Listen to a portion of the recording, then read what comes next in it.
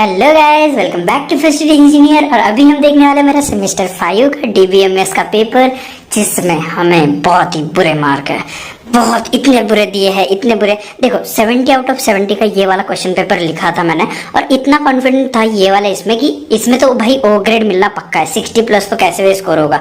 फिर भी एग्जामिनर्स ने क्या किया है वो देखने के लिए आपको एंड में मेरे मार्क्स देखने मिलेंगे, तो एंड तक वीडियो जरूर देखना। जैसे कि हमारा क्वेश्चंस देखो, क्वेश्चंस क्या क्या आए थे। Justify the impact of normalization, explain second normal form, third normal form. इसमें नॉर्मल फॉर्म कौन से होते हैं? 1NF, 2NF, 3NF, ये सब एक्सप्लेन करने थे। और BCNF ये देखो विथ एन एग्जाम्पल, ओके। और इम्पैक्ट ऑफ नॉर्मलाइजेशन क्यों यूज होता है, ओके। और कॉर्ड्स रूल एक्सप्लेन करने थे। पहला वाला क्वेश्चन तो पता चल गया आपको, मैंने पहला वाला सेलेक्ट किया था, ओके। तो इसका आंसर देखेंगे अभी हम। तो देखो ये वाला मेरा आंसर शीट है। ओ मार्क्स नहीं, मार्क्स के लिए एंड में देखना। अभी जो भी पॉज करके देख रहा है भाई, ध्यान पेपर पे दे ले, तेरा पेपर आ रहा है, ओके। तो ये देखो कॉर्ड के 13 रूल दिए थे, 0 से लेके 12 तक, ओके। 0 रूल लिख लिया। First rule information rule, second rule direct access rule, ऐसे पूरे के पूरे रूल विथ समवॉट एक्सप्लेनेशन। मैंने 4 पेज का आंसर लिखा, 5 पेज का आंसर लिखा। मुझे मिले 6 मार्क, 9 में से मुझे मिले पूरे के पूरे 6 mark, okay.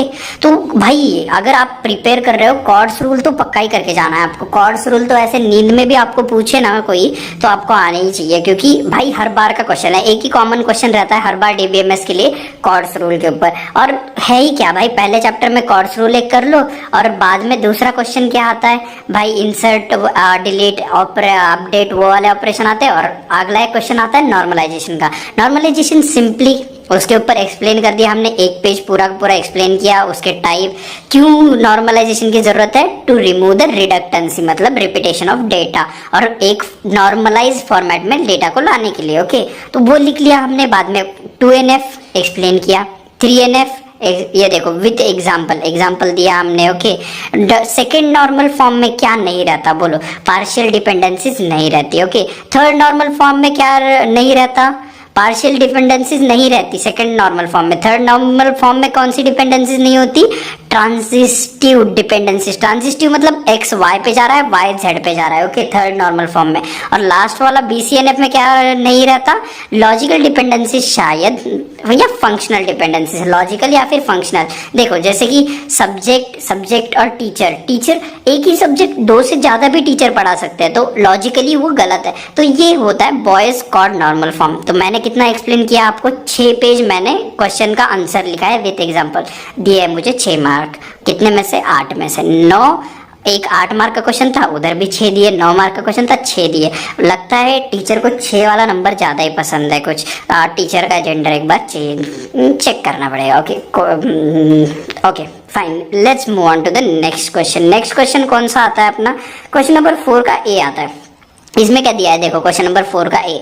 State and explain the ACID properties during execution of transaction passes through several states. तो क्या करनी है? स्टेट मशीन एक बनानी है, okay. List all the possible sequence of state. तो क्या करना है? एसिड प्रॉपर्टीज एक बतानी है आपको, और स्टेट्स एक बतानी है। मैंने एसिड प्रॉपर्टीज लिख ली, ओके। एसिड प्रॉपर्टीज में क्या होता है? A for atomicity, B C consistency, बाद में सी आइसोलेशन, बाद में डी से ड्यूरेबिलिटी, ओके।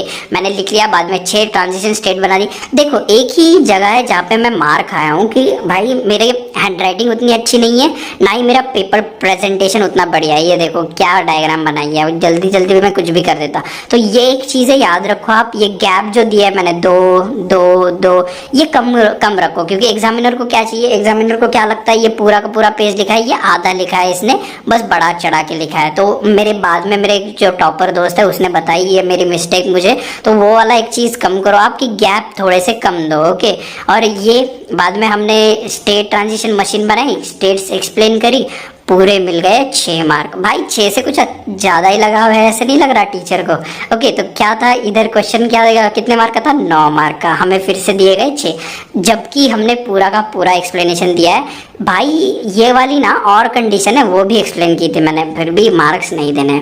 अभी देखेंगे हम अगला वाला क्वेश्चन क्या किया हमने। हमें शेयर्ड लॉक 2 फेज प्रोटोकॉल का क्वेश्चन था। 2 फेज प्रोटोकॉल एक लॉक प्रोसेस होती है, एक ग्राफ आता है ऐसा वाला, जिधर यहाँ से लॉकिंग करते जाते हैं, यहाँ से पीक रहता है और यहाँ से अनलॉकिंग करते जाते हैं। वो मुझे याद नहीं आ रहा था तो ये वाला क्वेश्चन मैंने क्या किया, स्किप, क्योंकि एग्जामिनर के सामने गलत इंप्रेशन नहीं पड़ना चाहिए। आप भी जो भी क्वेश्चन नहीं आता वो एंड में कर दो, क्योंकि आगे वाले क्वेश्चन को मार्क देते आएगा एग्जामिनर। उसको ऐसे नहीं फ्रस्ट्रेट नहीं करना कि भाई इधर मार्क दे रहा इधर नहीं दे रहा, फिर वो आपके पेपर का बैड इंप्रेशन गिरेगा उस पर। ओके, तो नेक्स्ट वाला क्वेश्चन कौन सा लिया मैंने, 6th का ए क्वेश्चन लिया। ओके, 6th का ए क्वेश्चन क्या है, list the different no SQL data models. No SQL के डाटा मॉडल्स एक्सप्लेन करने हैं। State and explain the concept of CAP theorem and BASE properties. Oh sorry, ये थोड़ा हटा देता मैं यार।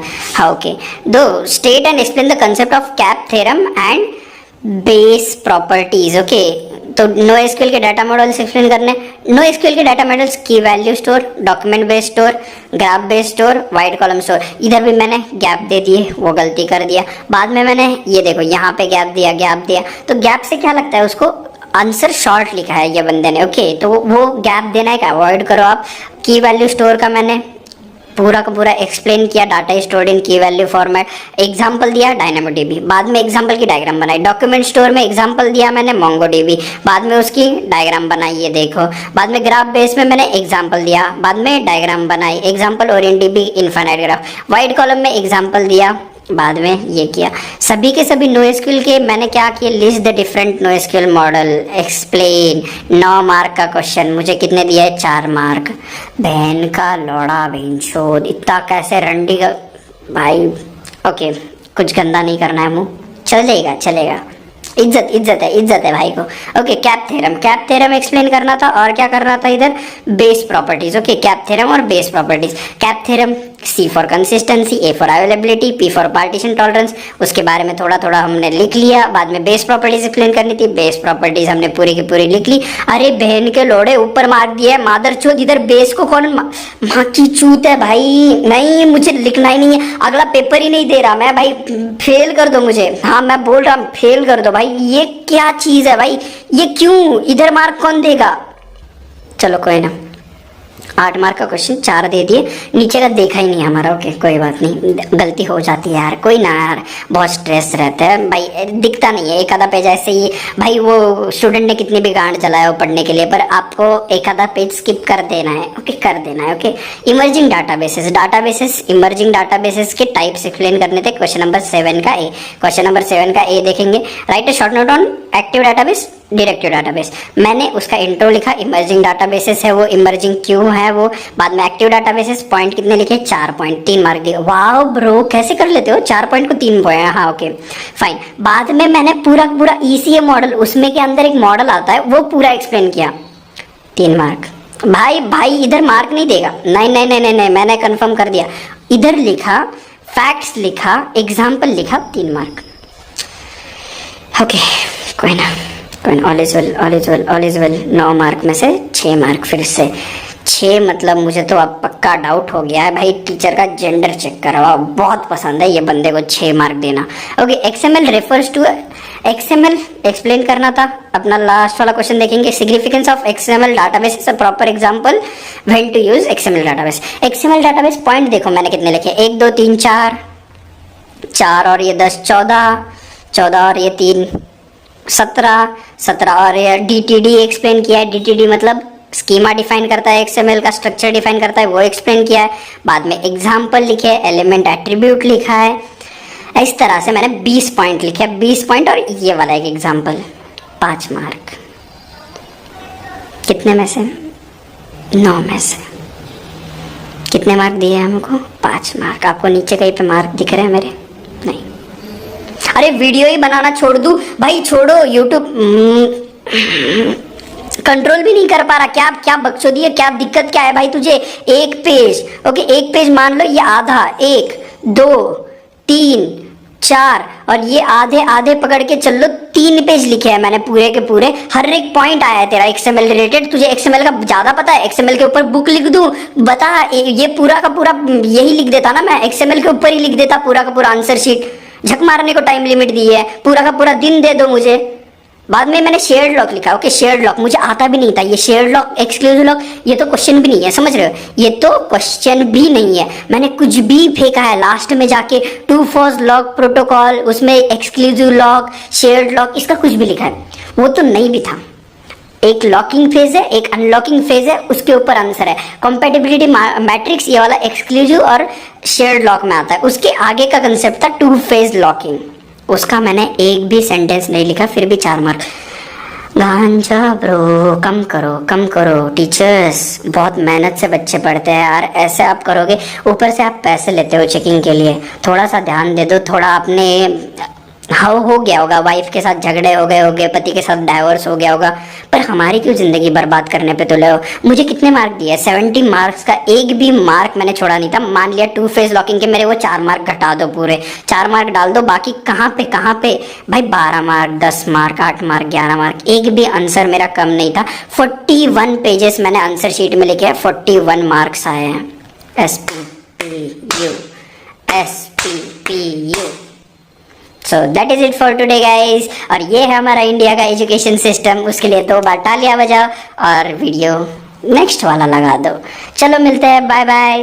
और हाँ, लाइक और सब्सक्राइब कर देना, क्योंकि ऐसी बकचोदी टीचर्स जो करेंगे उनसे कैसे पास होना है ये मैं आपको बताने वाला हूँ। एक रिवॉल्यूशन है ये फ्रस्ट्रेटेड इंजीनियर की, हर एक इंजीनियरिंग का स्टूडेंट पास हो जाए। तो मिलते हैं नेक्स्ट वीडियो में, तब तक के लिए अलविदा, ध्यान रखना, बाय बाय। मुझे भी मेरे लाइफ में कोई दया जैसा चाहिए। दया वो अपना सीआईडी वाला जो दरवाजा तोड़ता है वो। पर तुझे कौन सा दरवाजा तोड़ना है? मेरा दरवाजा तोड़ना है। काम एक ही कमी ना कर सकता है।